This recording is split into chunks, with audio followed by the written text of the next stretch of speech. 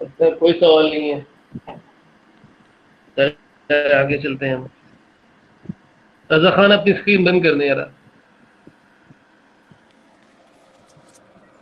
रजा खान अब अपनी स्क्रीन बंद कर दें। Thank you very much.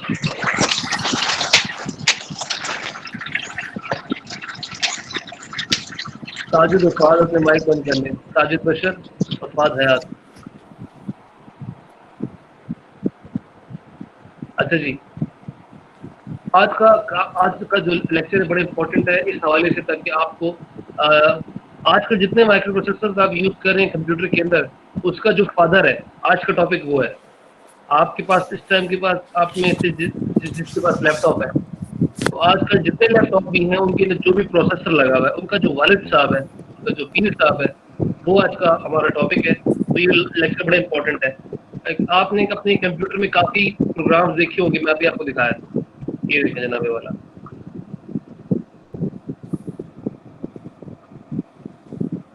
ये देखें ये क्या लिखा हुआ है, प्रोग्राम फाइल्स क्रॉस 86। नजर आ रहा है सबको?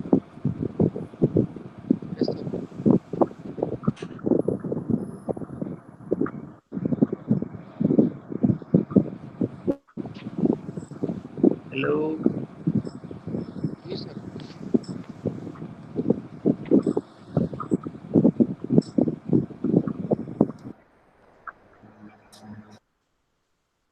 माइक अपने ऑन कर लें काइंडली, जलाल फहद, अगर जिनके पास नॉइस नहीं है, अगर नॉइस है तो ऑफ ही रखने दें। इनाम, साजिद, नवीद।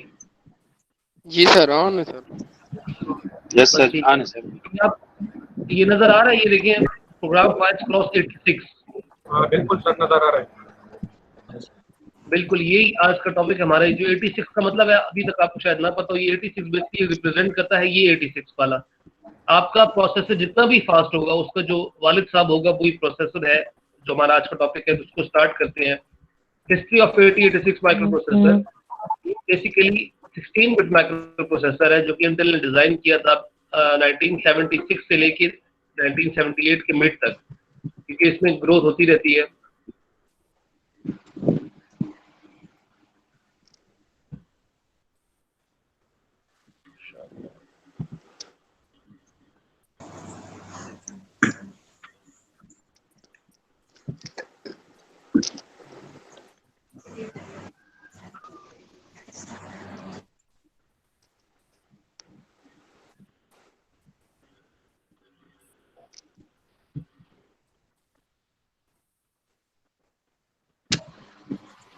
अच्छा भाई, तो ये माइक्रो प्रोसेसर जो था जो अभी मोस्टली यूज करते हैं, ये माइक्रो प्रोसेसर है, इसी की थोड़ी सी एडवांस वर्जन है।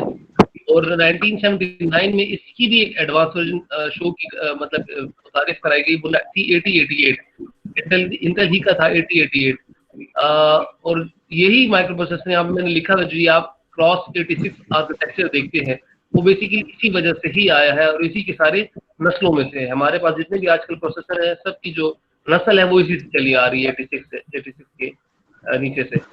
अभी इसके फीचर्स ऐसे क्या, इसमें ऐसी क्या खास बातें हैं, वो मेन फीचर्स इसकी देख लें कि इसकी जो एड्रेस बस है वो 20 बिट की है। 8085 में कितने बिट्स की थी, याद है किसी को? 8085 ए जो हमने पिछली क्लास में किया था, उसकी जो एड्रेस बस थी कितनी बिट्स की थी? 4 बिट सर, 4 बिट।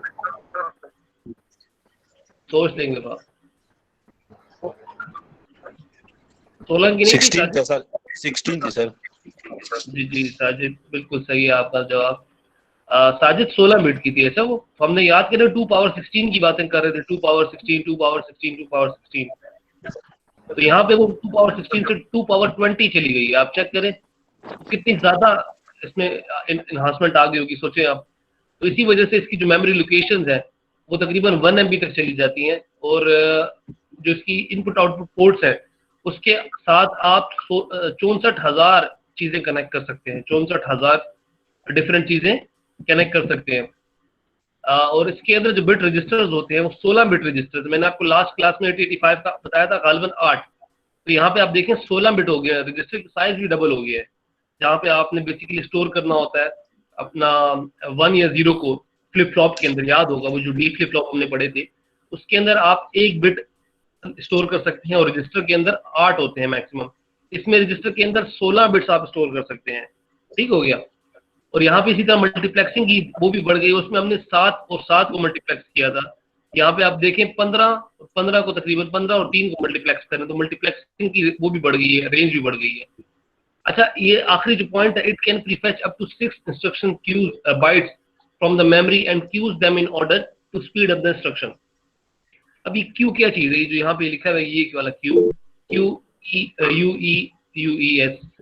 अब ये बड़े मजे की चीज है, आपके पास डिफरेंट डेटा स्ट्रक्चर्स होते हैं। डेटा स्ट्रक्चर का मतलब है डेटा को रखने का तरीका। डेटा स्ट्रक्चर कभी भी आप लफ्ज सुनेंगे इसका मतलब जहन में बना लेंगे कि डेटा को प्लेस करने का, डेटा को कहीं रखने का तरीका। अब इसमें 2-3 तरीके आ जाते हैं डेटा को रखने के। एक को आप कहते हैं क्यू। क्यू का मतलब ये है कि आपने जिस तरह पानी का पाइप है, पानी का पाइप उस तरह डेटा को रख दिया है। जो पानी का पाइप के अंदर जो कतरा पहले जाएगा वो कतरा पहले बाहर निकलेगा। समझ आ रही है? जो कतरा आखिर में आ रहा है वो आखिर में बाहर निकलेगा। इसको कहते हैं क्यू। प्रोसेसर ये काम करता है कि आपका क्यू बना लेता है ऑर्डर्स का, और आप जिसको ऑर्डर देते हैं ना कंप्यूटर को, उसकी क्यू बना लेता है कि पहले ये करना है, फिर ये करना है, फिर ये करना है, और फिर उस हिसाब से होता है। आपने कभी थोड़ा नोट किया होगा,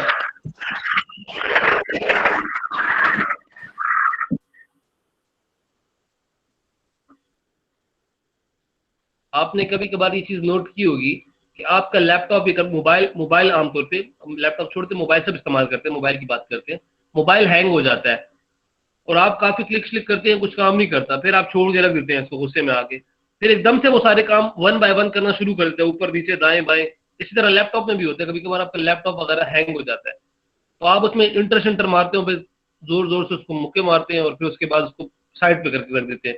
तो थोड़ी देर बाद आप देखते हैं कि वो सारी चीजें जो आपने इंटर की होती हैं, प्रेस की होती हैं, क्लिक की होती हैं, वो उसी तरतीब से एग्जीक्यूट होना शुरू हो जाती हैं। बेसिकली क्यू फंस जाती है। क्यू फंस जाने का मतलब ये है कि आप उसको कोई ऑर्डर दे देते हैं 4-5, और लेट सपोज आपने 5 ऑर्डर दे दिए, उसने पहला ऑर्डर पूरा किया, दूसरा ऑर्डर में वो पूरा कर रहा था, कोई मेमोरी का फॉल्ट आ गया, कोई चीज मिसप्लेस हो गई, कोई फाइल मिस हो गई उससे, तो वो उसको ढूंढने में टाइम लगा देता है और आप जल्दी जल्दी बाकी 3 इंस्ट्रक्शंस भी इंटर कर देते हैं, तो वो काम हैंग हो जाता है बेसिकली, क्योंकि वो पहले दूसरे वाले पे फंसा होता है, वो दूसरी वाले इंस्ट्रक्शंस पे भी फंसा होता है और आपने उसके पीछे 3 और डाल देते हैं, तो वो बेसिकली क्यों में फंस जाते हैं कि जब तक ये सॉल्व नहीं होगा इसका नंबर नहीं आएगा, जब तक ये सॉल्व नहीं होगा इसका नंबर नहीं आएगा, जब तक ये सॉल्व नहीं होगा इसका नंबर नहीं आएगा। नंबरों के हिसाब से चीज चलती है, जो पहले आएगा वो पहले पाएगा, जो देर से आएगा वो देर से पाएगा। ठीक हो गया। इसे कहते हैं इंस्ट्रक्शन, इसको कहते हैं क्यू। 8086 के अंदर आप 6 इंस्ट्रक्शंस बाइट्स को मेमोरी से ले सकते हैं और उनको क्यू में लगा सकते हैं। ये बड़ी कमाल की बात है। इसका मतलब ये है कि आप एक चीज स्टोर कर सकते हैं, इंस्ट्रक्शंस स्टोर कर सकते हैं 6 इंस्ट्रक्शंस तक। क्या इसके बाद ये करो, इसके बाद ये करो, इसके बाद ये करो। आप में से काफी लोग BitTorrent वगैरह इस्तेमाल कर चुके होंगे। BitTorrent एक सॉफ्टवेयर है जो कि वीडियोस वगैरह, फिल्में वगैरह, मूवीज वगैरह, कोई भी डॉक्यूमेंट्रीज वगैरह डाउनलोड करने के लिए इस्तेमाल होता है। तो BitTorrent में एक ऑप्शन है डाउनलोड एंड शट डाउन। इसका मतलब ये है कि जब आपका कंप्यूटर डाउनलोड हो जाए तो आप उसको शट डाउन खुद ब खुद कंप्यूटर कर देगा अपने आप को। उसकी रीजन वो बेसिकली क्यू ही है। क्यू का मतलब ये है कि आपने उसको 2 इंस्ट्रक्शन दे दी कि भाई पहले आपने डाउनलोड करना है, फिर आपने शट डाउन करना है। तो ये नहीं होगा कि वो डायरेक्ट शट डाउन कर देगा। जब तक पहला वाला काम खत्म नहीं होगा, डाउनलोड खत्म नहीं होगा, तब तक वो शट डाउन नहीं होगा। जब डाउनलोड खत्म होगा उसके बाद शट डाउन होगा। इसे कहते हैं क्यू में लगा देना। इसके साथ आप और भी बड़ी इंस्ट्रक्शंस लगा सकते हैं कि या आप खुद भी छोटा सा प्रोग्राम बना सकते हैं। मैं देख लूंगा, अगर अगले उसमें हो सके तो मैं आपको दिखा भी दूंगा कि आप अपने लैपटॉप के अंदर सिर्फ एक नोट पैड ही, जो आप यहाँ से लिखें नोट पैड, इस नोट पैड के अंदर एक छोटा सा प्रोग्राम लिख सकते हैं और खुद बना सकते हैं एक चीज कि मेरा लैपटॉप पहले ये करे, फिर उसके बाद ये करे, फिर उसके बाद ये करे, फिर उसके बाद ये करे, फिर उसके बाद ये करे, और आखिर में शट डाउन हो जाए। ये बड़े मजे का छोटा सा प्रोग्राम आप बना सकते हैं इम्प्लीमेंटेशन ऑफ क्यू के लिए। कि हमने बड़े अपने बच्चों ने बनाया था, अब बहुत पहले जब हम यूनिवर्सिटी में थे, मैंने तब बनाया था। हमने मतलब टीचर ने असाइनमेंट दी थी कि आप खुद बना के लेके आए, लेकिन आपको मैं असाइनमेंट कहते हैं तो एज असाइनमेंट दे देता हूँ। बड़े मजे की चीज है, आप खुद बना के देख लें। चले, असाइनमेंट नहीं है ये आपका बोनस है। बोनस का मतलब ये है कि जिसने कर लिया उसको नंबर मिलेंगे, लेकिन जिसने नहीं किया उसके नंबर कटेंगे नहीं। ठीक है, 2 नंबर की बोनस है आपका, 2 नंबर का +2 जो हम क्लास में कहते हैं, ये वो +2 है। ठीक है, आप खैर 1 हफ्ता कोशिश कर लें। वैसे भी तो मैंने अगले हफ्ते आपको बताना है, लेकिन अगर अगले हफ्ते तक आप बना के ले आते हैं तो वेल एंड गुड, सही हो गया। जिस तरह लास्ट क्लास में आकिब ने एक चीज बनाई थी, वो जो चीज बनाई थी, तो उसी तरह हिसाब से आपको भी +2 मिल सकते हैं इस कोर्स के अंदर।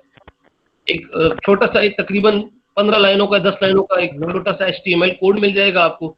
मुझे उम्मीद है आपने कंप्यूटर फंडामेंटल्स में HTML थोड़ी बहुत पढ़ी होगी। पढ़िए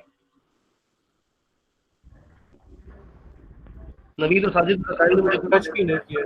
हाँ, नहीं किया सर, टच भी नहीं किया, टच भी नहीं की सर HTML। पढ़िए नहीं पढ़िए, यस और नो? नहीं, कोई कोई प्रोग्रामिंग नहीं पढ़ी है सर। पढ़ी तो है ना, किसी भी कोर्स में पढ़ी है। और अभी तक यूनिवर्सिटी में तो किसी ने नहीं पढ़ा है सर। अभी तो कोर्स आपने नहीं पढ़ा कंप्यूटर प्रोग्रामिंग के हवाले से? नहीं सर, बस सिर्फ जो है ना कंसेप्ट के बारे में थोड़ा बहुत बताया है, बाकी जो है ना हमने हमने एप्लीकेशन पे काम किया, लेकिन इस चीज पे नहीं किया सर। कोई कोडिंग आपको HTML के नाम से कराई गई है, यस या नो? नो। No sir. बस फिर छोड़ दे, फिर ये काम आपने नहीं करना, फिर मैं करा दूंगा। ठीक हो गया। आगे चलते हैं, मोड्स ऑफ ऑपरेशन ऑफ 8086। अच्छा, 8086 को काम करने के कितने तरीकों से काम करा सकते हैं, कितने मोड्स में काम करा सकते हैं? तो उसके 2 मोड्स हैं, एक को आप कहते हैं मिनिमम और एक को कहते हैं मैक्सिमम। मिनिमम जो है वो इस्तेमाल किया जाता है जब आप इस्तेमाल करते हैं, तो उसको आप कहते हैं, मैं आपको दिखाऊंगा कैसे इस्तेमाल करते हैं। उसको इस्तेमाल करने का तरीका ये है कि आपने जो पिन होती है, इसकी 40 पिनें होती हैं बेसिकली 8086 की। मिनिमम मोड अगर आपने इस्तेमाल करना है तो आपने उस पिन के ऊपर 1 दे देना है। 1 का मतलब है हाई वोल्टेज, +5 वोल्ट आप दे देंगे। 1 का मतलब ये नहीं है कि आपने उसको 1 देना है, 1 का मतलब ये है +5। 1 मीन्स +5 और 0 मीन्स 0। ठीक है। और मैक्सिमम मोड अगर आपने अप्लाई करना है तो मैक्सिमम मोड के लिए आपको उसी पिन के ऊपर 0 देना पड़ेगा। ठीक है। अब इन दोनों में फर्क क्या आपको थोड़ी देर में पता लग जाएगा। अच्छा, एड्रेस रेंज देख लें। इसकी एड्रेस रेंज जिस तरह आपको मैंने कहा कि ये 2 पावर 20 इसमें वो हो जाएंगे, कॉम्बिनेशंस बन सकते हैं। तो आप देख लें पेंटा 0 से पेंटा F, और ये H जो है बेसिकली हेक्सा शो कर रहा है। जिस नंबर के आखिर में आप H लगा देंगे वो हेक्सा बन जाएगा, लेकिन उसकी शर्त यह है कि वो नंबर 0 से लेकर 9 और A से लेकर F तक हो। समझ आ रही है? 0 से लेकर 9 तक या A से लेकर F तक हो। F से आगे कुछ होगा तो उसके आगे, मतलब यहाँ पे अगर मैं G लिख दूं तो G के आगे आप H नहीं लगा सकते, क्योंकि G हेक्सा में आता ही नहीं है। मेरी बात समझ आ रही है ना? हेक्सा की लिमिट, हेक्सा की जो फाइनल वैल्यू है वही F है, तो आप F से ज्यादा नहीं जा सकते। F से कम कोई भी वैल्यू यहाँ लिख देंगे और उसके आगे H लगा देंगे, इसका मतलब है कि आपने उसको हेक्सा में कन्वर्ट करना है। समझ आ गई? जी सर। अच्छा, मिनिमम मोड क्या होता है? देखिए, मिनिमम मोड इस्तेमाल किया जाता है 4 पर्पसेस के लिए आमतौर पे। इसकी 2 पिन बेसिकली आपको छेड़नी पड़ती हैं, S3 और S4। अगर आप S3 और S4 को 1-1 रखते हैं तो उसका मतलब ये है कि आप 8086 को बताना चाह रहे हैं कि आपने डेटा फैच करना है। डेटा फैच का मतलब है आपने डेटा के पीछे जाना है, या डेटा लेके आना है, या डेटा पे काम करना है। सही है। जब आप उसको 1-0 करते हैं S4 को और S3 को, इसका मतलब ये है कि आप अपने प्रोसेसर को बता रहे हैं कि भाईजान आपने ना कोड के ऊपर काम करना है, कहीं से इंस्ट्रक्शन सेट उठाना है, कहीं से कोड उठाना है। समझ आ रही है? तो यहाँ पे आप बेसिकली इसको बता रहे हैं कि भाई आपने कोड के ऊपर काम करना है। अच्छा, स्टैक के बारे में थोड़ी देर में आगे पढ़ लेंगे। स्टैक एक और किस्म का डेटा सेट है, डेटा स्ट्रक्चर है।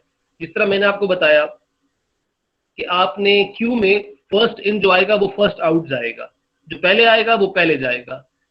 स्टैक ऐसा नहीं है। स्टैक ऐसा होता है जो सबसे पहले जाएगा वो सबसे आखिर में बाहर निकलेगा। मिसाल के तौर पे आपका ये मैं आपको दिखा रहा हूँ, ये देखें जनाबे वाला, ये मेरा एक मेमोरी है, ग्लास, ये मेरा मग है, मेमोरी, ये मेमोरी है। सही है। मेमोरी के अंदर मैंने डेटा डाला है, उसको आप कावा कह रहे हैं।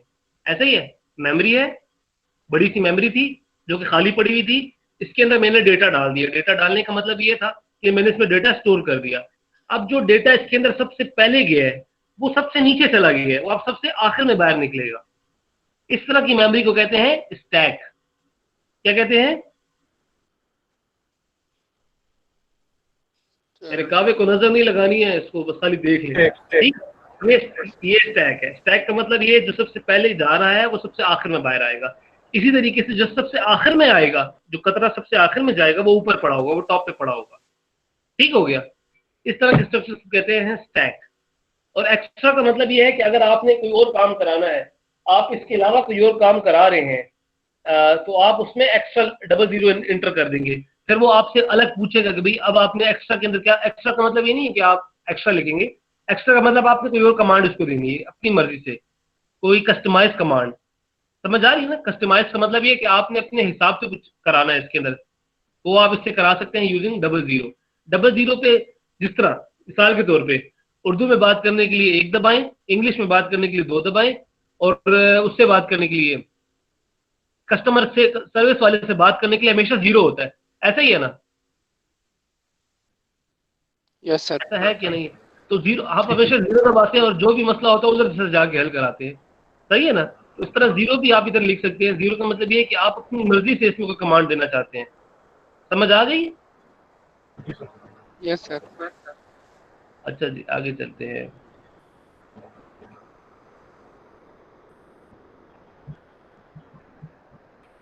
अच्छा अच्छा, ये जो 886 का मैक्सिमम मोड है, ये किस लिए इस्तेमाल होता है? ये बड़े मजे की चीज है। 886 का और नॉर्मली मैक्सिमम मोड इस्तेमाल होता है, मैं आपको दिखाता हूँ भी कैसे।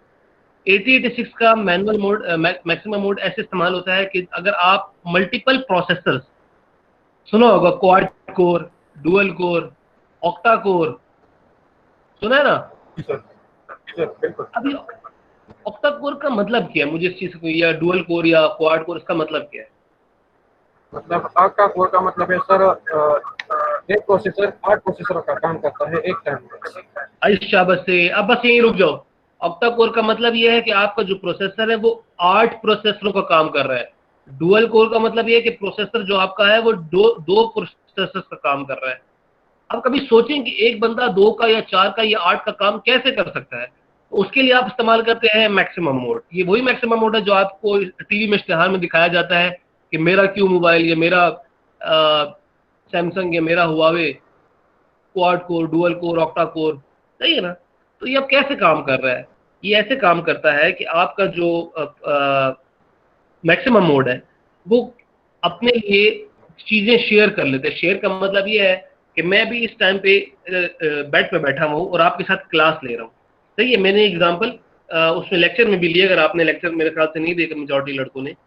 तो अगर आप क्लास, ये मैं आपके साथ इधर एक सोर्स मैंने क्या यूज इस्तेमाल कर रहा हूँ कि मेरे पास एक लैपटॉप है और मेरा ये बेड है, मैं बेड पे बैठा हूँ। लेट से मेरा भाई इधर बैठ के अपनी कोई और क्लास ले रहा है, तो हमने देखें क्या किया, प्रोसेसर हमारा सेम ही रहा, हमारा जो रिसोर्सेज थे, रिसोर्सेज इन्वायरमेंट वो सेम ही रहा।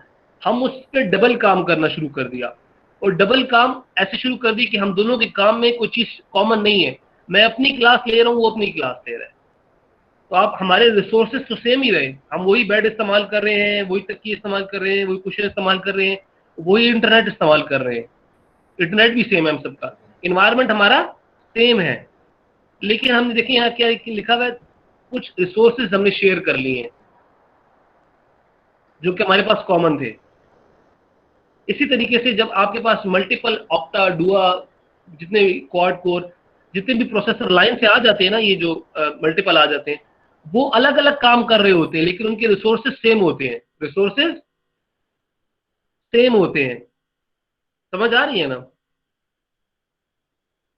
यस सर, हाँ। उनके रिसोर्सेज सेम होते हैं, मतलब वो एनर्जी सेम ले रहे होंगे, वही 5 वोल्ट की वोल्टेज ले रहे होंगे।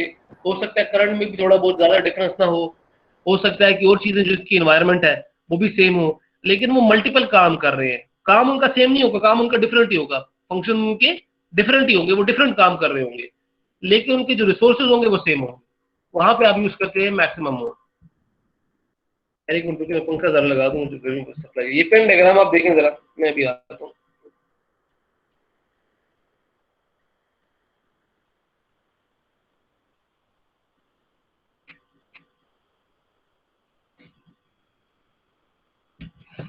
अच्छा जी,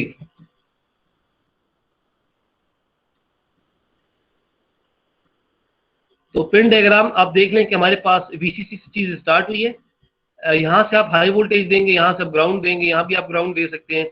डिफरेंट डेटा बस है, एड्रेस बस है। अच्छा, यहाँ पे आपको कुछ इंटरप्ट नजर आ रहे हैं, एक को हम कहते हैं नॉन मास्केबल और एक को हम कहते हैं मास्केबल, INTR एंड NMI। और कुछ क्लॉक है। क्लॉक का मतलब आपको पता है कि आप बेसिकली फ्रिक्वेंसी जनरेट कराते हैं। फ्रिक्वेंसी का मतलब ये है कि आप इसके अंदर ऑसिलेशंस डलवाते हैं। वो भी हम थोड़ी देर में सब ये सारी पिन आहिस्ता आहिस्ता करके हम इंशाल्लाह, हमारे पास पूरा सेमेस्टर हमने यही चीज सीखनी है, इस पिन्स को डिफरेंट तरीकों से इसके साथ खेलना है। रेडी है, रेडी का मतलब है कि जब तक रेडी क्लिक, ये वो इग्निशन है, जब तक आप सारा काम कर लें, लेकिन अगर रेडी प्रेस करना भूल गए ना तो ये चीज काम नहीं करेगी। ये बेवकूफी एक जमाने में मैं भी करता था, काम नहीं कर रहा और रेडी की पिन हमने सेट नहीं की होती थी।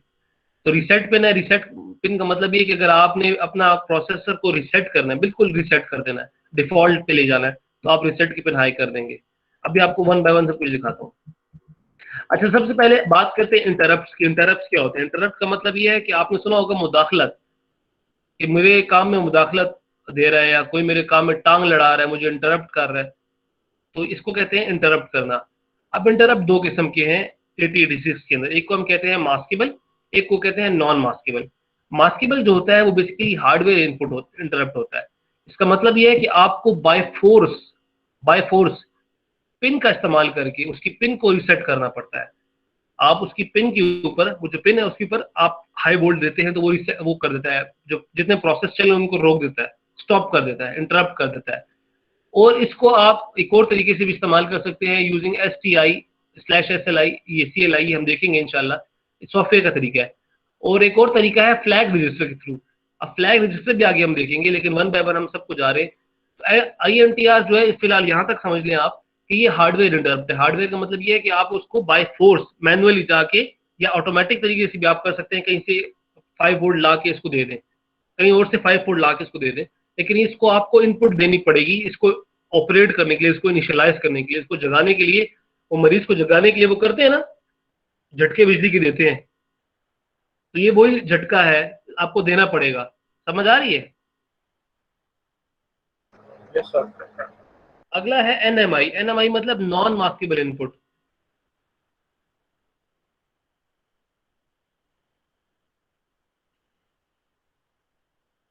नॉन मास्केबल इनपुट क्या होता है? ये INTR की तरह ही काम करता है, लेकिन इसकी प्योरिटी INTR से ज्यादा है। कैसे?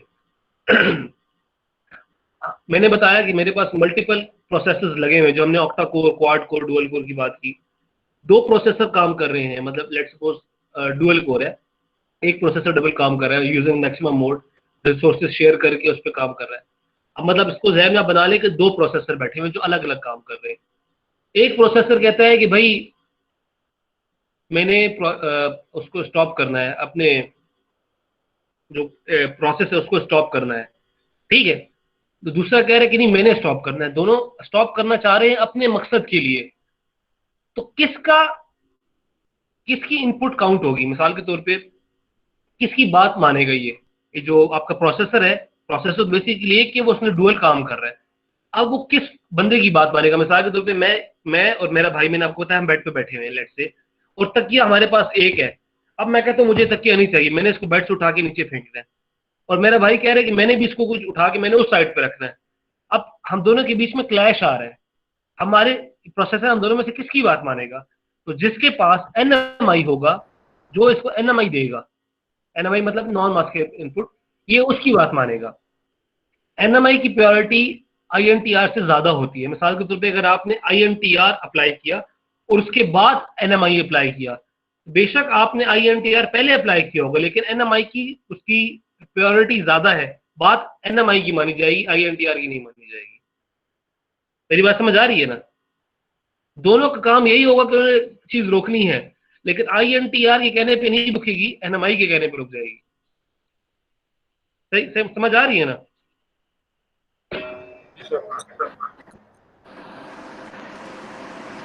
अच्छा, सॉफ्टवेयर इंटरप्ट भी आप इस्तेमाल कर सकते हैं। सॉफ्टवेयर इंटरप्ट का मतलब ये यूजिंग कोड, और ये इंशाल्लाह आपसे कराऊंगा। सर जी, आप जब जी हुक्म सर जी, जी पूछे। सर जी शोर बहुत ज्यादा है और हम कुछ समझ नहीं आता। यार मैंने तो सबके माइक ऑफ किए हैं इस टाइम पे, तो सबने अपने माइक ऑफ किए हैं, खाली आप ही का माइक ऑन है, शोर कैसे आ रहा है? सर जी नहीं आ रही।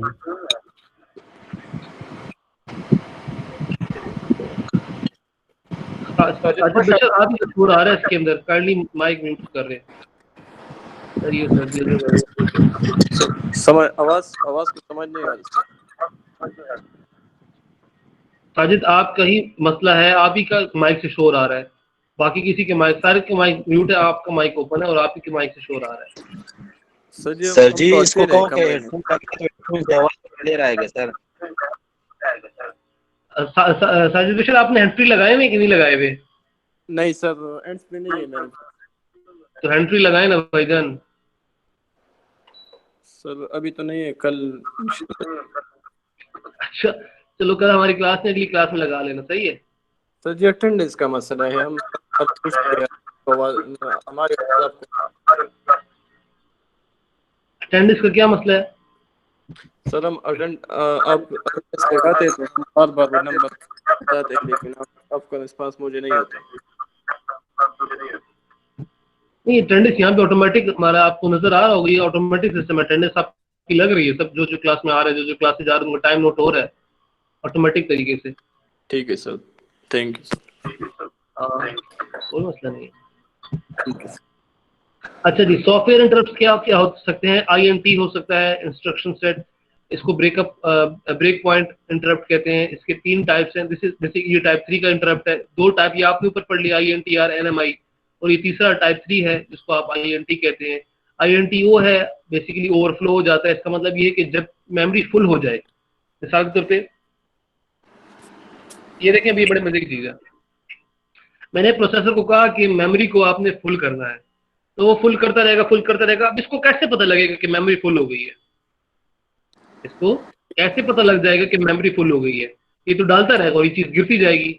तो बेसिकली यहाँ पे एक फ्लैग लगा होगा, उसको आप कहते हैं ओवरफ्लो फ्लैग। जब ये चीज गिरना शुरू हो जाएगी तो ओवरफ्लो फ्लैग अप हो जाएगा। आपका मतलब ये है कि ये अप हो गया, इसका मतलब ये कि चीज भर गई है।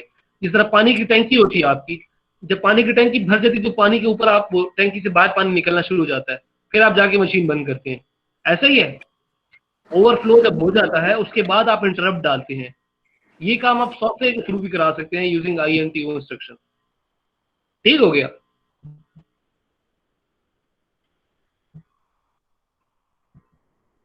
अब ये बड़े मजे की चीज आई है, इंटरनल आर्किटेक्चर ऑफ 8086। मेरा गला खराब है, मैं क्वारंटाइन में हूँ, शायद आपको पता है कि नहीं पता किसी को।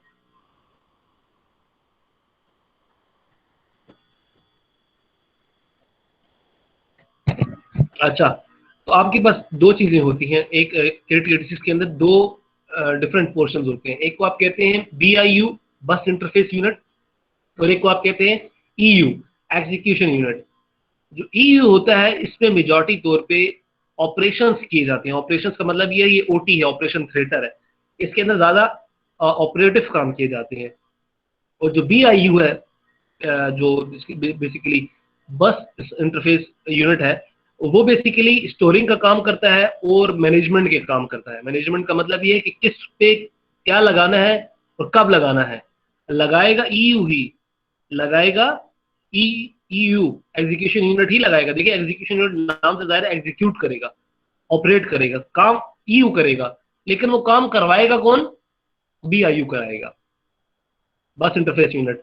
अब दोनों के अंदर आप देखें, आपको मेमोरी नजर आ जाएगी, AX BX CX DX SP BP SI DI, और इस तरह BIU के अंदर भी आपके पास ये डिफरेंट आपको स्टैक्स वगैरह नजर आ रहे हैं।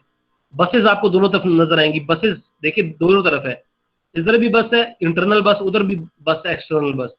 इनमें जो सारा डिफरेंस है वो जिस चीज का है वो यहाँ है। देखें आप, इधर लगा हुआ है ALU जो कि काम कर रहा है, जिसके अंदर काम हो रहा है, और ये लगा है इंस्ट्रक्शंस क्यू जो काम करवा रहा है कि अब क्या करना है, अब क्या करना है। जो पहले आएगा वो पहले जाएगा, फिर जो उसके पीछे आया होगा वो उसके पीछे जाएगा, ये लाइन से जाएगा। देखिए मैंने पानी की पाइप की एग्जांपल दी, जो चीज यहाँ से पहले एंटर होगी वो वहां से पहले बाहर निकलेगी। समझ आ रही है ना? ये कंप्यूटर का इस तरह आर्किटेक्चर होता है, तो जो काम आप उसको पहले देते हैं वो पहले करता है, क्यों में फंसा देता है। ठीक हो गया? इसे कहते हैं इंटरनल आर्किटेक्चर ऑफ 8086। हम इसको 1 by 1 अभी देखते हैं। यहाँ पे देखें लिखा हुआ है कि 8086 has 2 main blocks, one is BIU, the second one is EU। अच्छा, BIU का सारा काम जो है वो डेटा की ट्रांजैक्शन है और डेटा और एड्रेस की ट्रांजैक्शन है ऑन द बसेस, कि आप बस के ऊपर कैसे चलाएंगे। जो BIU है, जो बसेस देखिए आप यहाँ पे इंटरनल बस लगी हुई है, एक्सटर्नल बस लगी हुई है, तो इनको सारा डेटा कहाँ से मिलेगा बेसिकली? देखिए यहाँ पे ये आपका जो इधर पड़ा हुआ है, इसको सारा यहीं से कंट्रोल किया जाएगा, ठीक है, BIU की साइड से। और अब आप सवाल जहन में ये आ सकता है कि भाई हमने जो ये अलग अलग किए हैं, इनकी रीजन क्यों है? हमने लास्ट क्लास में जब वो बस आर्किटेक्चर पढ़ा था, उसमें मैंने ये बताया था कि आप चीज़ों को ज़रा अलग अलग कर देते हैं ताकि, और सेपरेट करके कनेक्ट भी करते हैं ताकि एक तो समझने में भी आसानी हो और ऊपर से उसकी स्पीड और प्रोसेसिंग की जो ज़्यादा हो जाए। तो यहाँ पे देखें आप, बेसिकली हमने क्या करना चाह रहे हैं, अगर हम चाहते तो इन सबको एक डब्बे में बंद कर देते, लेकिन उससे हमारे पास एक नुकसान होता कि आपकी कॉम्प्लेक्सिटी बढ़ जाती, चीज़ें मुश्किल हो जाती। अब यहाँ पे क्लियर पता लग रहा है कि इधर जो है काम हो रहा है और इधर से काम करवाया जा रहा है। समझ आ रही है ना? एक जगह काम हो रहा होता है और एक जगह से काम करवाया जा रहा होता है। आगे चलते हैं। The BIU performs all the bus operations such as instruction fetching, reading, writing, operands for memory and calculating the address of memory operands। सारे काम जो है करवा रहा, देखें ऑपरेशंस मैनेज कौन कर रहा है? BIU मैनेज कर रहा है। इंस्ट्रक्शंस को ला के देना, फैच मतलब ला के देना, उसको रीड करना, उसको राइट करना, उसका मतलब उसकी मेमोरी, जितना काम करवा मैनेजमेंट के काम है, मैनेजमेंट के, वो कौन कर रहा है? वो BIU कर रहा है। और एग्जीक्यूशन के काम जो है वो सारे EU कर रहा है। सही है? ये उसके डिफरेंट कंपोनेंट्स लगे हुए कि BIU के अंदर क्या होता है। BIU के अंदर इंस्ट्रक्शन क्यू होती है, जो लाइन लगी होती है इंस्ट्रक्शंस की। सेगमेंट होते हैं, सेगमेंट रजिस्टर, जो ऊपर मैंने आपको बताया कि डिफरेंट रजिस्टर्स पड़े हुए हैं मेमोरी के लिए। इंस्ट्रक्शन पॉइंटर होता है, इंस्ट्रक्शन पॉइंटर मैं आपको बताता हूँ। स्टैक पॉइंटर, इंस्ट्रक्शन पॉइंटर आगे आएंगे इंशाल्लाह थोड़ी देर में। एड्रेस एडर होता है, EU होता है। EU के साइड पे कंट्रोल सर्किटरी आ जाती है।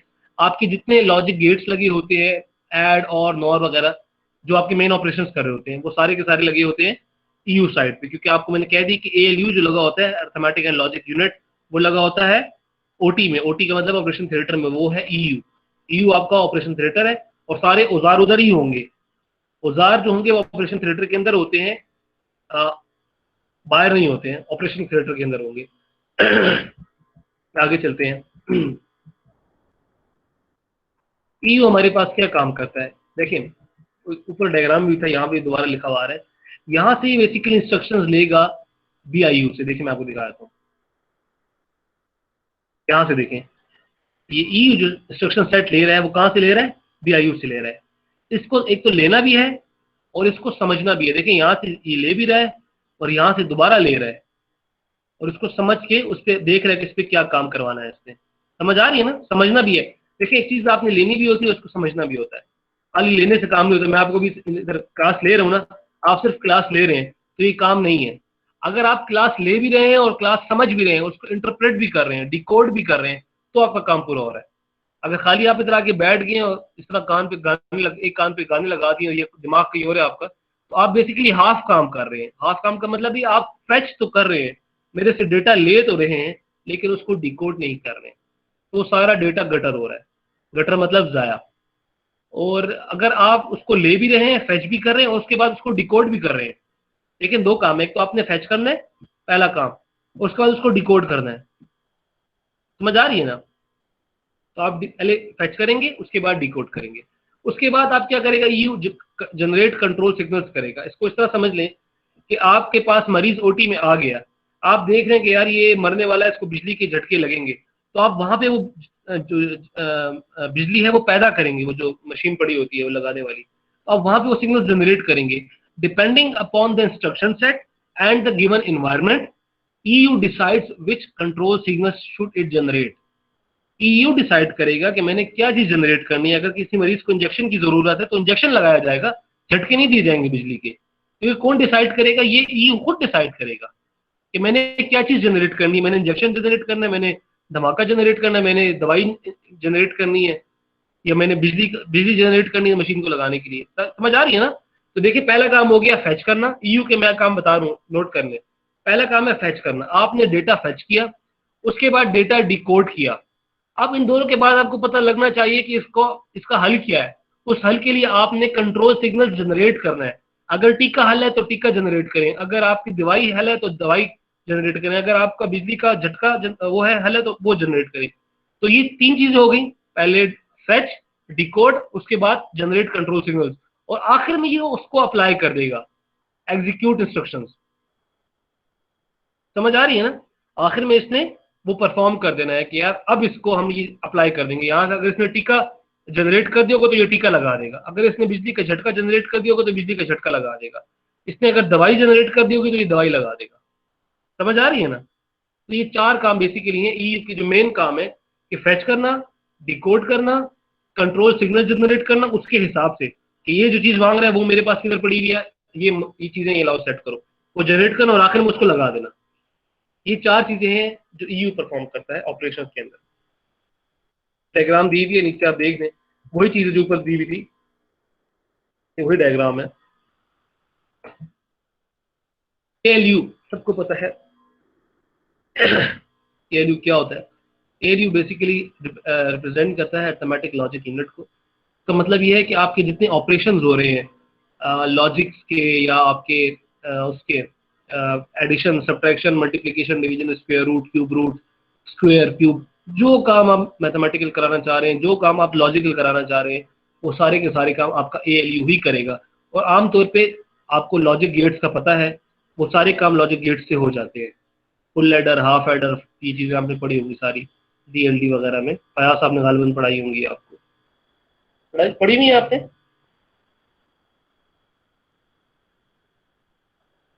ये सर पढ़िए सर। अच्छा देखिए, बाज लोग, मैं आपको एक छोटा सा एक मशवरा दे देता हूँ। बाज लोग क्या करते हैं कि वो कोर्स को एक कोर्स के हिसाब से पढ़ रहे होते हैं। मैं लड़कों को आमतौर पर जब कोर्स पढ़ाता हूँ उनको घर की बुनियाद पे पढ़ाता हूँ कि पहले फर्स्ट फ्लोर आएगा, फिर सेकंड फ्लोर आएगा, फिर थर्ड फ्लोर आएगा। आपने अगर डीएलडी अच्छे से पढ़ी होगी तो आप उसको आप यहाँ पे मिक्स कर सकते हैं। 8वें सेमेस्टर के लड़के जो प्रोजेक्ट बनाते हैं तो मैं उनको कहता हूँ कि पहले सेमेस्टर में आपने ये पढ़ा था वो यहाँ पे अप्लाई हो रहा है, सेकंड सेमेस्टर में आपने ये चीज पढ़ी थी वो देखिए यहाँ पे अप्लाई करेंगे, थर्ड सेमेस्टर में फलां कोर्स पढ़ा था वो यहाँ पे इस पोर्शन में अप्लाई होगा। तो वो सारी चीजें मिलके एक एफआईपी टोटल बन जाता है आपके पास। समझ आ रही है ना? ये अलग अलग चीजें आप पढ़ते हैं ना, अलग अलग मैथ्स अलग पढ़ रहे हैं, ये मैं आपको दिखाऊंगा इंशाल्लाह इस कोर्स में, अगले कोर्स में आपको अंदाजा हो जाएगा कि यार ये चीज जो मैथ्स में पढ़ी थी वो यहाँ पे कैसे अप्लाई हो रही है। समझ आ रही है ना? ये छोटी छोटी चीजें, इसको आप इसमें कहते हैं कड़ी से कड़ी जोड़ना, लिंक से लिंक जोड़ना। मैं आपको वो लिंक जोड़ने का तरीका भी इंशाल्लाह सिखा दूंगा इंशाल्लाह आने वाली, जब तक आप मेरे साथ बड़े होते जाएंगे वो तरीका भी आप लोग डेवलप कर लेंगे इंशाल्लाह अपने अंदर कि एक लॉजिक को दूसरी लॉजिक के साथ जोड़ा कैसे जाए। मैथ्स में अगर आपने डिफरेंशियल पढ़ा है और मैं कहूँ कि यहाँ पे अप्लाई कैसे हो रहा है तो आपका दिमाग चलना चाहिए। अगर अभी मुझे पता है, अगर अभी नहीं चल रहा कोई मसला नहीं है, इंशाल्लाह कुछ टाइम मेरे साथ गुजारेंगे। जो लड़के आजकल एफआईपी कर रहे हैं मेरे पास, मैंने शायद तक होते थे, मेरे पास काफी ग्रुप्स थे और फिर मैंने उनको मुझे कम करना पड़ा। उसकी रीजन ये थी कि यूनिवर्सिटी की पॉलिसीज होती है, लेकिन उसकी रीजन यही थी लड़कों के आने की कि वो कह रहे थे कि सर हमें समझ आ रही है कि हमने 4 साल में जो सीखा है वो 1 बाय 1 अप्लाई कैसे हो रहा है। एक एक चीज, अगर आपने मैथ सीखी है डिफरेंशियल तो अप्लाई कैसे करना है।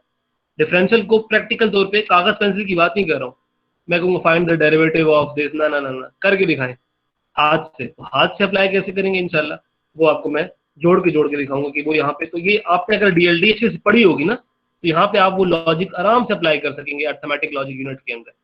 आपको पता होगा कि एडिशन के लिए कौन सा गेट चाहिए, मल्टीप्लिकेशन के लिए कौन सा गेट चाहिए, अगर मैंने किसी चीज का स्क्वायर रूट लेना है कौन सा गेट चलेगा, अगर मैंने उसके ऊपर कोई ऑपरेशन लगाना है एंड और नॉर तो गेट की कॉम्बिनेशन कैसी लगेगी, आईसी कौन सी लगेगी, सही है। वो सारी चीजें इंशाल्लाह आपको दिखाई जाएंगी आने वाले दौर में, क्योंकि कोर्स हमारे पास बड़ा कन्फाइंड होता है, बड़ा छोटा होता है। एक कोर्स के अंदर आपको मैं डायरेक्ट आलिम फाजिल नहीं बना सकता, it takes time and effort आप भी करेंगे और एफर्ट मैं भी करूंगा। अगर आप में से किसी को कोई इस तरह का सवाल होता है तो वो क्लास के बाद, अब तो सबके पास मेरा नंबर आ गया, तो मुझसे आराम से पूछ सकता है कि सर डिफरेंशियल यहाँ पे कैसे अप्लाई हो रहा है, तो मैं उसको अकेले में बता दूँ, क्योंकि एक लंबी ही कहानी होती है। जिसके दिल का जोर होगा या जिसको शौक होगा, जिसमें काम करने की मस्ती होगी, इसको कहते हैं कीड़ा काम का, तो जिसमें होगा वो खुद ही मुझसे पूछ लेगा, मैं उसको बताता हूँ। सबको नहीं बताता, अपने अपने उसकी बात है, शौक की बात है। आगे चलते हैं। मैंने आपको बताया आपके पास डिफरेंट ईयू साइड पे डिफरेंट रजिस्टर्स होते हैं। AX है, ऊपर डायग्राम में दिखा रहा हूँ, ये देखिए जनाब, AX है, BX है, CX है, DX है, स्टैक पॉइंटर है, बेस पॉइंटर है, SI है, DI है। अभी क्या चीजें है बेसिकली, इसको आप कहते हैं journal purpose register. Journal purpose register का मतलब ये है कि जो रजिस्टर्स हैं जो मेमोरी स्टोर कर रहे हैं ये किसी पर्पस के लिए इस्तेमाल कर सकते हैं, जर्नल है। जिस तरह अस्पताल में जाते हैं, बुखार हो, कोई मसला हो, सबसे पहले आप जाते हैं उस वाले वार्ड में, इमरजेंसी वार्ड में, जो आपका पहला वार्ड होता है ना, जहाँ पे आपको फर्स्ट ट्रीटमेंट दी जाती है, वो जनरल पर्पस वार्ड है। इसके बाद अगर कोई मरीज को स्पेसिफिक रूम चाहिए तो वो अलग हिसाब है, उसके अलग पैसे देने पड़ेंगे, उसका अलग हिसाब किताब होगा। ऐसा ही है ना, कमरे के लिए आप सबको अपने ज़मान में रखे, आपको कभी इस तरह ना दिखाए, लेकिन आपने देखा हो अगर तो आपको पता होगा कि अस्पताल में जब आप जाते हैं सारे लोग एक ही जगह जा रहे होते हैं, जो जनरल पर्पस वार्ड होता है, जिसमें जुकाम का मरीज भी आ रहा है, बुखार का मरीज भी आ रहा है, खांसी का मरीज भी आ रहा है, किसी का हाथ दर्द कर रहा है, किसी का पैर दर्द कर रहा है, किसी का अजीब सी हालत होती है ना वहाँ पे, हर मरीज है, वो जनरल पर्पस होता है। जनरल पर्पस का मतलब ये है कि आप इसको किसी पर्पस के लिए भी इस्तेमाल कर सकते हैं। लेकिन अभी आपने देखा कि कोरोना के आने की वजह से स्पेशल कोरोना वार्ड्स बन गए हैं अस्पतालों में, कोरोना वार्ड बन गए, कोरोना वार्ड, क्योंकि वो चीज जनरल नहीं है, वो स्पेसिफिक है, वो कुछ लोगों के लिए है। वहां पे कुछ मेमोरी है चाहिए होगी, कुछ एड्रेस आपको, लोकेशन कुछ चाहिए होगी डेटा स्टोर करने के लिए, जो आपके लोग हैं उसको स्टोर करने के लिए, उसको आप स्पेसिफिक पर्पस कहेंगे। स्पेसिफिक पर्पस, जनरल पर्पस नहीं होगा, सही है। तो जनरल पर्पस रजिस्टर वो रजिस्टर होते हैं जहाँ पे आप ये चीज नहीं मैटर करती कि किस काम के लिए इस्तेमाल कर रहे हैं, बस हर किसी को लाके उसमें डाल रहे होते हैं। जो स्पेशल पर्पस होता है वो बड़ा कम होता है, वो क्योंकि वो महंगा होता है, उसके अंदर आप ज्यादा उसको सहूलियात दे रहे होते हैं अपने डेटा को, या अपने जो आपकी चीज आ रही है, आपका जो गेस्ट वगैरह, उसको ज्यादा आप उसको प्रोटोकॉल दे रहे होते हैं। जिस तरह आप हिसाब से समझ लें हॉस्टल का और रेंट के घर का, समझ आ रही हूँ। तो हॉस्टल का घर बेसिकली जनरल पर्पस होता है, जिसका दिल चाहता है मुंह उठा के आ जाता है, बाइकें दोस्त की बाइकें आ जाती हैं, खड़ा कर देते हैं। लेकिन अगर आपने अपना घर किराए पे लिया हुआ है तो बेशक आप पैसे ज्यादा पे कर रहे होंगे, अपने वो ज्यादा कर रहे होंगे, खर्चे ज्यादा कर रहे होंगे, लेकिन ये होगा कि आपकी स्पेसिफिक आपके लिए वही रहेगा। आपका दोस्त आएगा, आप चाहेंगे तो आएगा, नहीं चाहेंगे तो नहीं आएगा, लेकिन उसका खर्चा आपको ज्यादा देना पड़ेगा। इसको इस तरह डिफ्रेंशिएट कर लें। जनरल पर्पस रजिस्टर हमारे पास कौन कौन से हैं? AX है, BX है। ए हमारे पास बेसिकली एक्यूमुलेटर है, बी बेस है, सी काउंट है, डी डेटा है। SP हमारे पास स्टैक पॉइंटर है, BT हमारे पास बेस पॉइंटर। में सब वन बाय वन अब सब सिखाऊंगा आपको। SI हमारे पास सोर्स इंडेक्स है और DI हमारे पास डेस्टिनेशन इंडेक्स है।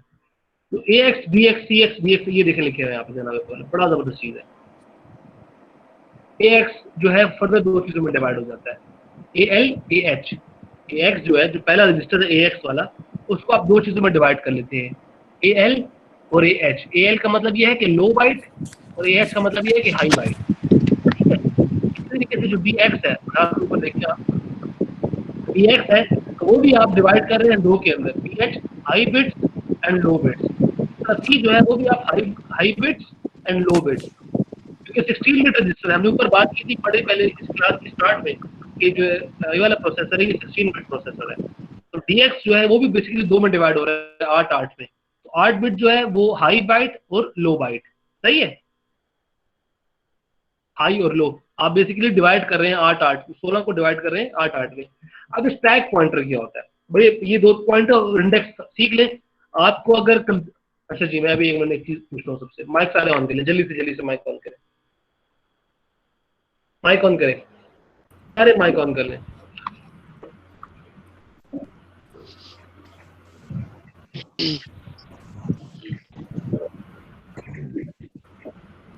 जी सर, हेलो सर। अच्छा, मुझे इनामुल्लाह आप बताएंगे, इनामुल्लाह बाकी सब इनामुल्लाह क्या होता है? जी सर। क्या होता है stack? What is that? Sir आवाज नहीं आ रही थी। स्टैक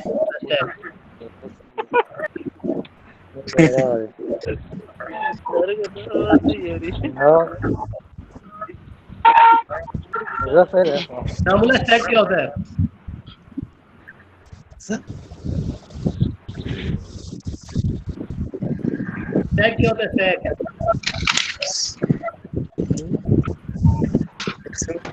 फाद आप बता दो, फाद हयात बशर नहीं आता। अच्छा, इसको आता सईदुल्लाह स्टैक क्या होता है? अभी थोड़ी देर पहले बताया था स्टैक क्या होता है। सर आवाज नहीं आ रही है। सईदुल्लाह आवाज आ रही है?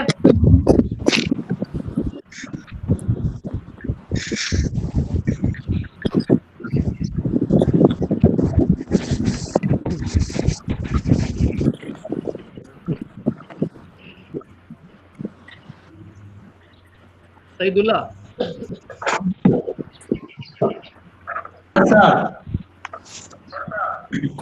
स्टैक क्या होता है? यस स्टैक सर वो हमने बड़ा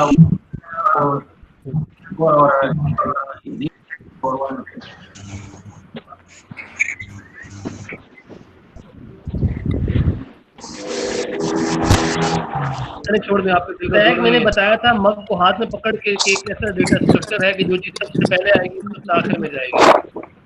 अभी थोड़ी देर पहले बताया था भाई, बताया था कि नहीं बताया था? यस सर यस वो जीरो स्टैक जो होता है, मैंने मग को हाथ में पकड़ के आपको मैंने बताया था कि जो चीज सबसे पहले आएगी वो सबसे आखिर में चली जाएगी। यस سيدنا وسام عزيز यस सर सर जैसे आप देख लें, माइक म्यूट कर लें, बड़ी मेहरबानी आपकी शो डालने की, थैंक यू वेरी मच, बड़ा शो डाल दिया आप लोगों ने। माइक म्यूट कर लें सारे।